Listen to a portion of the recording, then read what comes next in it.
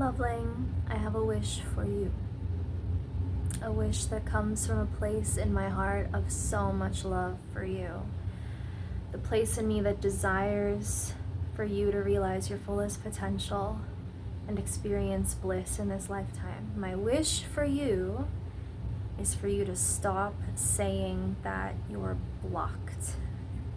Stop saying that you have limiting beliefs and blockages and traumas to work through and clear out and excavate from your subconscious.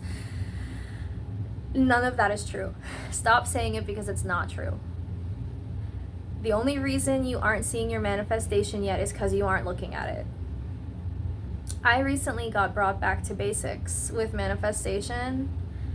And it was because I decided to take a break from social media. I realized that I was filling my head for hours a day with negative shit. Negative shit about relationships, negative shit about money, and like the thing about the social media feed, like on Instagram, is that you don't know what's coming next. You don't know what content you're about to expose yourself to. So it's like really bad for, keeping your mental diet nice and clean. So once I realized that I was like brainwashing myself with propaganda that was like in the opposite direction of what I'm manifesting, I was like, okay, time to reset, right? So I got off of social media, and now everything I am exposed to is very intentionally chosen. Like when I do go on YouTube, I'm looking for a specific video. I'm not just scrolling. I'm not like going through shorts or whatever.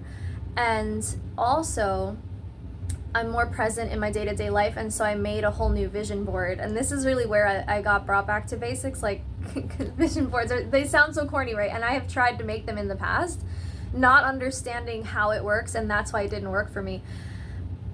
I used to think like, I don't know what I thought about vision boards, but I would just kind of make them because I thought I had to, and it was just I was going through the motions, like, oh, a manifestation coach told me to do this, so I guess I should, right? And every time I'd make a vision board, it would just end up feeling like in so much contrast to what my life actually was, that I would end up resenting it and taking the whole thing down and like throwing it out. And that was like a pattern. I would make a vision board thinking it would jumpstart my manifestations, and then nothing would change, and then I'd hate the vision board and think, oh, this doesn't work, and I'd take it down. And you might be recognizing yourself in what I'm describing here. So recently when I got off social media, I was like, okay, well, I want to try vision board again, but it dawned on me finally that I could make it a work of art. Like my vision board doesn't just have to be like stock photos of money and vacations. Like it can be a work of art in and of itself. So I made it really aesthetically pleasing. I made it sensually satisfying. So I actually enjoy looking at it. Like I'll lay on my bed and just stare at my vision board and feel all the things that it looks like. Like, for example, I put a lot of images of buildings with spacious interiors, like cathedrals and palaces, because that's something I want, right? Like I want dominion over spaces of that nature. And so here's why I think my vision board is actually working for the first time out of all the vision boards I've ever made. It's because now I am spending more time looking at the things on my vision board, like images of love and romance, images of money, images of property in cities that I love, images of the things that I desire. And I'm not looking at anything that contradicts that. I'm not scrolling on Instagram like seeing, couples complaining about their relationships and people complaining about being broke. Like it very simply is a matter of what you focus on more manifests. You just have to make what you want to perceive the dominant thing you perceive. So now that I'm looking at my vision board every day in all sorts of brainwave states, when I'm fully conscious in the alpha wave state, when I'm in the theta wave state, like about to fall asleep, it's right over my bed. So I'm seeing it in a variety of states of consciousness. So it's really getting established in my subconscious and conscious mind and rewiring me. Now I'm seeing things in my reality that are exactly like my vision board. I'm seeing more people who look like my ideal person. I'm seeing more buildings that look like cathedrals and palaces. Like, I mean, like, I've lived in this current city for almost 4 years, and it's like there are buildings appearing in this city that I swear were not there before, or I just was not aware of them before, but like I'm physically entering spaces that look like the ones on my vision board. How is that possible, right? It's because we really do select our reality based on what we focus on. So I had this story in my head of this being like some dumb hick southern town and everything's like dilapidated and gross, and it's because that's what I was focusing on. So that's what I saw more of. But now that I have this vision board, it's like, oh yeah, well, I look at beautiful spaces all day, so that's what I see in reality. So once you've chosen what desire you'd like to manifest, your job is to go looking for evidence that you already have it. That's it. You just look for all the proof that it exists already. You tell yourself no other story. You must be uncompromising, unwavering. That's what it means to persist, right?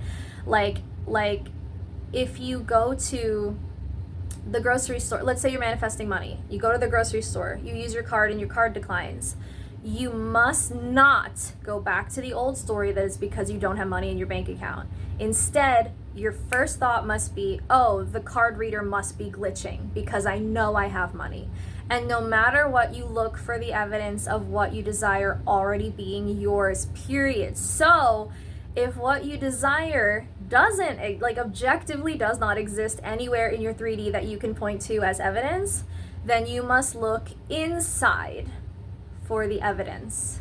Okay, I'm going to give you an interesting illustration of what I mean by this. So recently I was studying semiotics, which is basically the relationship between language and our perception of reality.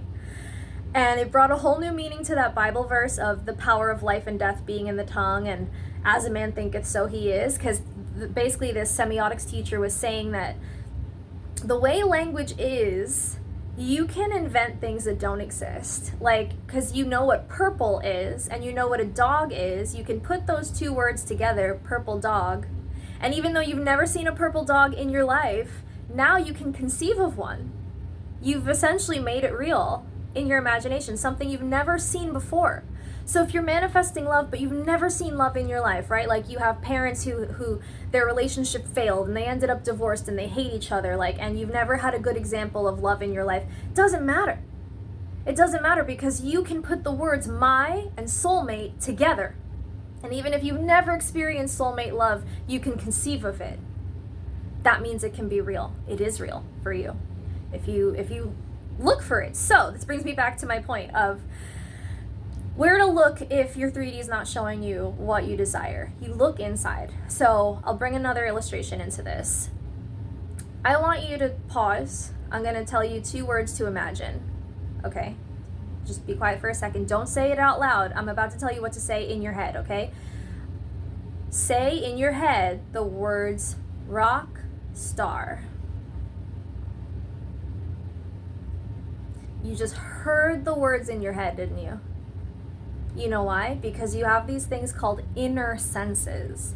It's not true that the only way to hear things is for vibrations to touch your eardrum or whatever we have been taught that the process is. You have the ability to hear physically, but you also have the ability to hear spiritually.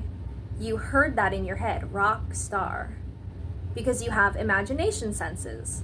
So if you're not seeing what you want in your reality, go inside and meditate. Go inside and visualize. Go inside and create the feeling, create the phrases, the things you've never perceived before, perceive them for the first time in here. Because you have the power to do that.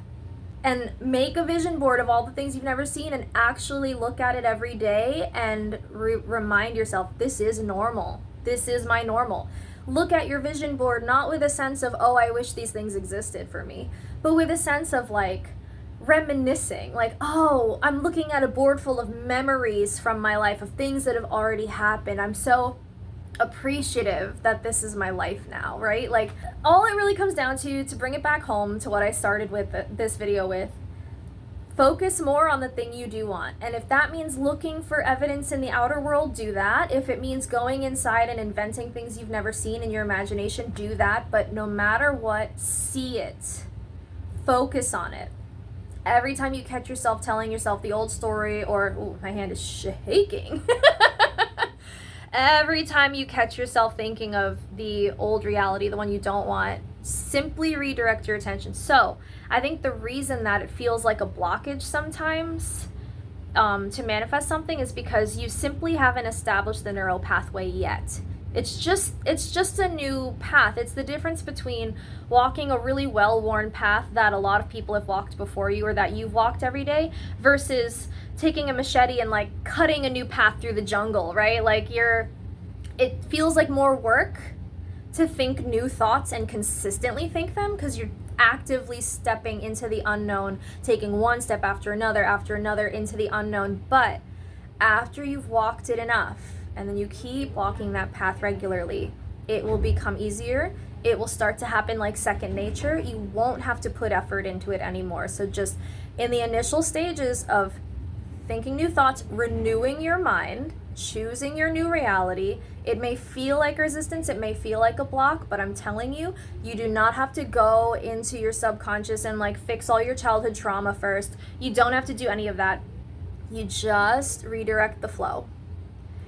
It's like the difference between a river that has carved into stone over time and now flows easily that way, and creating a new path for that river to flow through. It can be done. It will take a little effort on your part to dig that first groove into the ground, but once the water starts flowing in that direction and keeps flowing, then it's hands off. You don't have to put any more effort in. The water will do its thing. The thoughts will start thinking themselves. Your consciousness will start flowing in the direction of what you do want. No more effort on your part. So you're not blocked, you're not limited. You're just accustomed to a certain way of thinking and simply have to retrain yourself to think in a different direction, and that's it.